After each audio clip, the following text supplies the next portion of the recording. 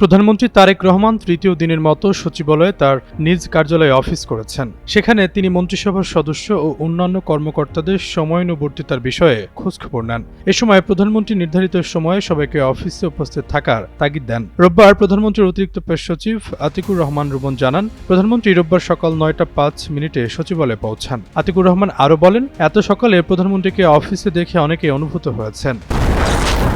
হিউস্টনে rocking tasty, সীমানা ছাড়াও নিজেকে হারাও। প্রধানমন্ত্রীর অতিরিক্ত প্রেস সচিব বলেন, সচিবালয় অফিসে এসে প্রধানমন্ত্রী, মন্ত্রী, প্রতিমন্ত্রী, উপদেষ্টারা কারা কারা অফিসে এসেছেন তার খোঁজখবর নেন। প্রধানমন্ত্রী মৌখিক নির্দেশনা দিয়েছেন যাতে নির্দিষ্ট সময়ে সকলে অফিসে উপস্থিত হন। তারেক রহমান গত 17 ফেব্রুয়ারি প্রধানমন্ত্রী হিসাবে শপথ গ্রহণ করেন। পরের দিন তিনি সচিবালয়ে তার দাপ্তরিক কাজ শুরু করেন এবং সেখানে টানা 2 দিন কাজ করেন। এর মাঝে গত শনিবার সরকারের ছুটির দিন হওয়া সত্ত্বেও তিনি তেজগাঁওয়ে প্রধানমন্ত্রীর কার্যালয়ে অফিস করেছেন।